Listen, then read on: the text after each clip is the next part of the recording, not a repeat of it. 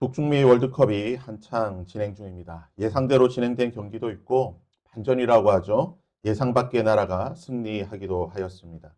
이런 승리 가운데에 가장 짜릿한 승리는 역전승입니다. 흔히 말하는 극장골.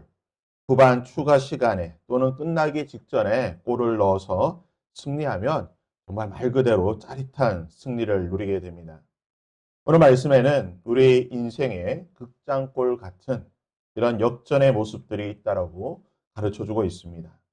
중요한 것은 우리 인생의 모든 역전은 하나님의 섭리와 주권 아래 있다는 것입니다.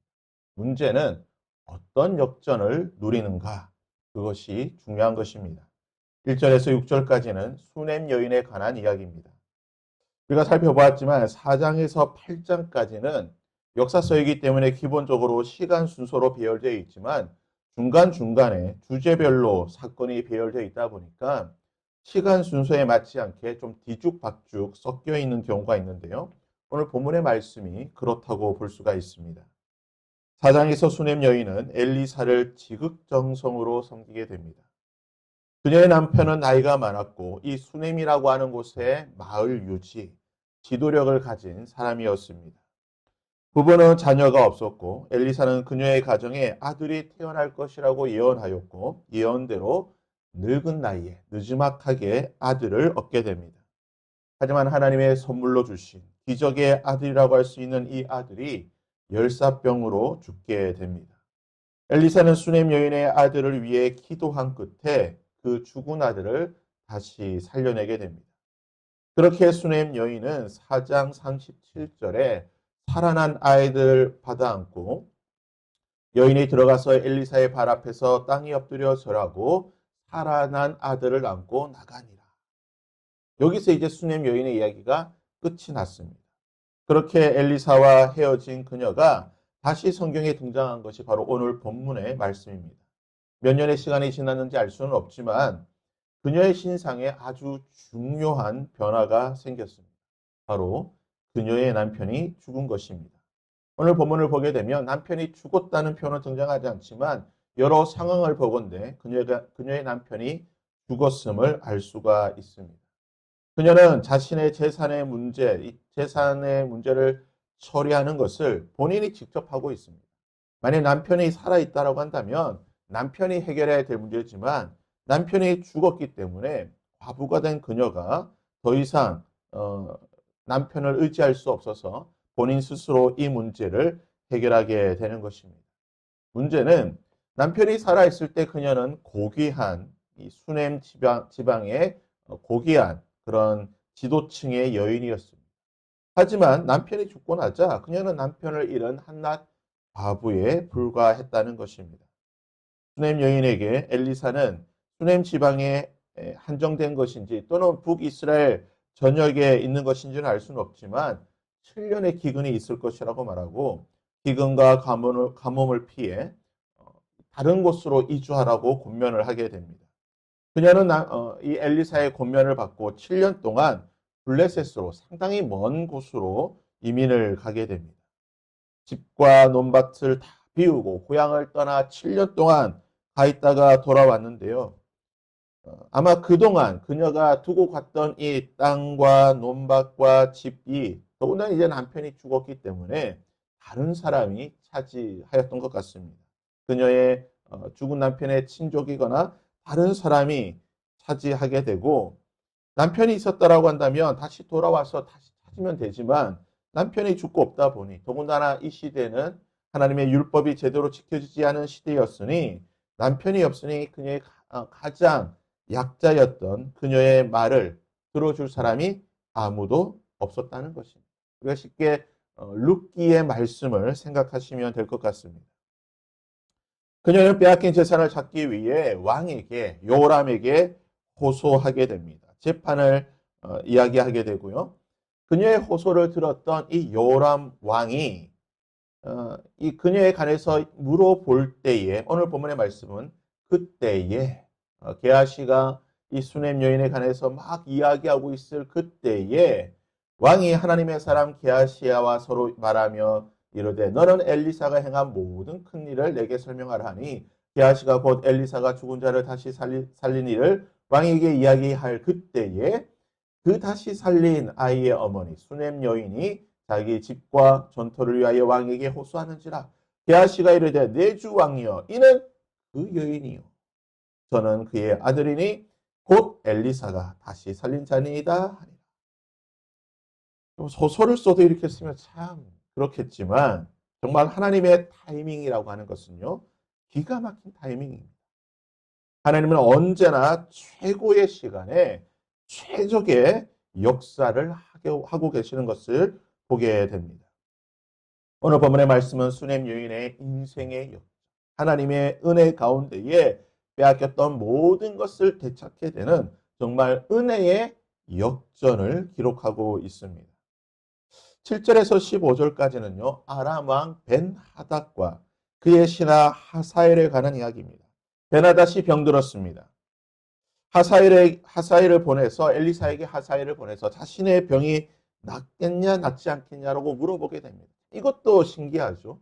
아람 왕 이방 왕이 엘리사에게 병이 나을 것인지에 대해서 물어보는 것을 보면 아마 이 당시에 이 엘리사에 관한 이야기들, 그가 행했던 기적들이나 여러 이야기들이 주변 아람에까지 알려졌다는 것을 볼 수가 있습니다.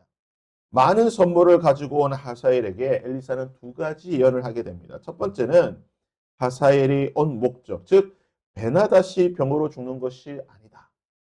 다른 이유로 죽게 될 것이라고 예언을 하게 됩니다. 두 번째는 이 베나닷이 죽고 난 뒤에 하사엘 네가 이 아람의 왕이 될 것이고 너는 하나님의 도구로서 이스라엘을 심판하게 이스라엘을 정복하고 이스라엘에게 여러 악한 일을 하게 될 것이라고 예언을 하게 됩니다. 그리고 엘리사의 예언대로 베나닷은 병으로 죽는 것이 아니라 하사엘이 암살을 하게 되는 것입니다. 그리고 하사엘은 엘리사의 예언대로 아람의 왕이 되었고 이후 8장 28절 29절 그리고 열왕기하 10장 그리고 12장 13장에 보시면 이스라엘을 침략해서 막대한 피해를 입히는 하나님의 심판의 도구로 쓰임을 받는 것을 보게 됩니다. 하나님은 믿는 자들의 삶과 역사뿐만 아니라 믿지 않는 자들의 삶도 주관하시고 역사하시는 분인 것을 알게 되는 것입니다. 하나님은 세상의 모든 역사를 주관하시고 그리고 베나닷과 하사엘의 인생에도 개입하셔서 그들의 인생을 정말 역전시키신 베나닷은 그냥 살 수 있었지만 암살당하게 되고 하사엘은 하나의 신하였지만 한 나라의 왕이 되는 그들의 인생에 역전을 만드시는 분인 것을 보게 되는 것입니다. 16절에서 24절까지는요. 유다 왕 여호람에 관한 이야기입니다. 여호람은 남유다의 선한 왕 여호사밧의 아들입니다.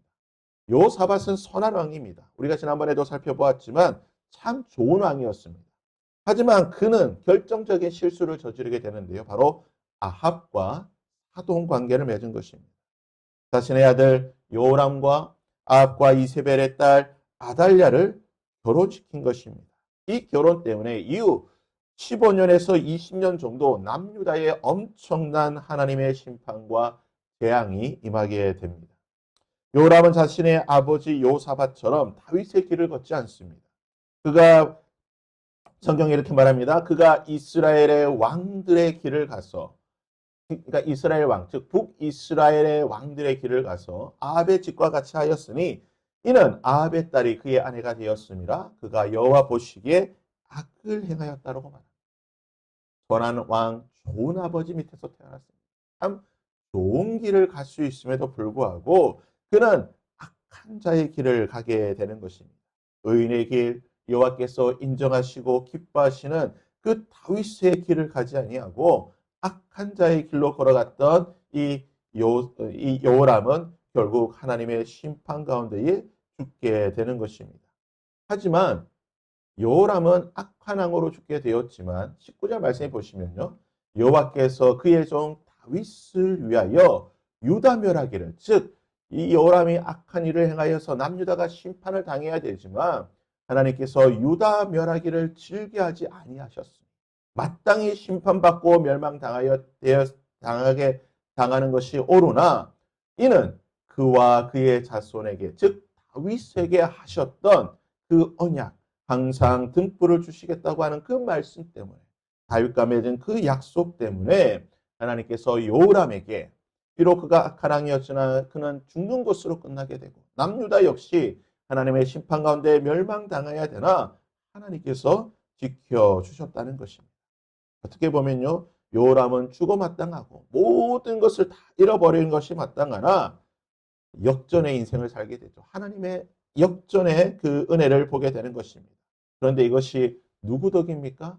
자기가 잘해서입니까? 그렇지 않죠. 하나님께서 다윗과 맺으신 그 언약 때문에. 하나님 여러분, 많은 사람들이요. 조상의 덕을 보려고 합니다. 세상 사람들은요. 조상 덕 보려고 그렇게 제사를 열심히 지냅니다. 조상 덕 보려고 풍수지리에 따라서 무덤을 옮기기도 하고 여러 가지 것들을 일을 하기도 합니다. 그러나 확실한 조상의 덕이 있습니다. 무엇입니까? 하나님을 잘 섬기면 되는 것입니다. 내가 하나님을 잘 섬기면 하나님께서 나를 통하여서 은혜를 허락해 주시는 것입니다.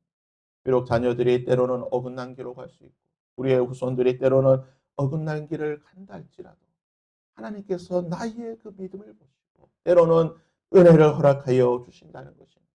남유다가 그렇게 심판받아 마땅하지만 요람 때 망해도 아무런 문제가 없었지만 하나님께서 다윗을 위하여 다윗과 맺은 그 언약 때문에 지켜주신다는 것입니다. 바라기는요. 오늘 우리의 믿음으로 인하여 우리의 자녀가 우리의 손자 손녀가 우리의 후손들이 하나님의 은혜를 누릴 수 있다라는 것입니다. 하나님을 경외하는 우리의 삶이 될 수 있기를 바랍니다. 25절에서 29절까지는요. 요람의 아들 아하시아에 관한 이야기입니다. 아하시아의 어머니, 즉 요람의 아내 아하시아의 어머니는요. 아달랴입니다. 이 짧은 본문에 이 아달랴라고 하는 이름이 두 번이나 나옵니다. 아내로서 한 번 나오게 되고요. 어머니로서 그녀의 이름이 나오게 됩니다. 참 대단한 영향력입니다. 아시아는요. 1년이라고 하는 아주 짧은 기간 동안 통치하게 되는데 이 짧은 통치의 기간 동안 그가 했던 유일한 업적이 무엇입니까? 아시아가 아합의 길로 행하여 아합의 집과 같이 여호와 보시기에 악을 행하였으니 그는 아합의 집의 사위가 되었습니다. 악한 자의 길로 갔다. 악한 자와 함께 했던 것이 그의 인생의 유일한 업적이라는 것입니다. 아시아 인생이 이렇게 극적으로 변한 것이 무엇입니까? 그가 심판의 역전을 당한 이유가 무엇입니까? 바로 그의 어머니 아합의 딸 아달랴 때문이라는 것입니다. 여러분, 한 여인의 삶이 이렇게 중요한 것입니다. 하나님은 수넴 여인을 통하여서 그 가정을 하나님의 은혜를 허락하여 주셨고 죽은 아들을 살려주셨고 잃어버렸던 모든 재산도 찾게 해주셨습니다. 하지만 이 아달랴 때문에 한 여인 때문에 남유다는 그 자녀들 아들들이 계속해서 보면 죽게 되는 것입니다. 하나님의 심판 가운데 죽게 되는 것입니다. 그녀의 모든 것들이 다 잃어버렸다는 것을 보게 되는 것입니다. 그 차이가 무엇입니까? 하나님을 경외하는 자, 하나님을 바라보며 하나님을 섬기는 삶을 살았던 자에게는 하나님께서 은혜의 역전을 허락해 주시는 것입니다. 하나님을 떠나며 하나님을 조롱하며 하나님을 가볍게 여겼던 자들에게는 하나님께서 심판의 역전을 하셨다는 것을 보게 되는 것입니다. 하나님 여러분, 여러분의 인생에는 어떤 역전을 원하십니까? 은혜의 역전이 또는 심판의 역전. 누구나 다 은혜의 역전을 원할 것입니다. 그 유일한 길은 바로 시편 1편에 이렇게 기록하고 있습니다. 그러므로 악인들은 심판을 견디지 못하며 죄인들이 의인의 모임에 들지 못하리라. 오직 무릇 의인들의 길은 여호와께서 인정하시고 하나님을 섬기고 그 삶을 거룩히 살아가는 자들은 하나님께서 인정하시고 은혜의 역전을 허락하실 것이다. 악인의 길은 망하리로다. 심판의 역전 가운데 망하게 된다는 것입니다. 바라기는 오늘 저와 여러분의 길이 의인의 길이 될 수 있기를 바랍니다. 하나님의 은혜의 역전을 경험할 수 있는 저와 여러분이 될 수 있기를 주님의 이름으로 부탁드립니다. 이 찬양으로 찬양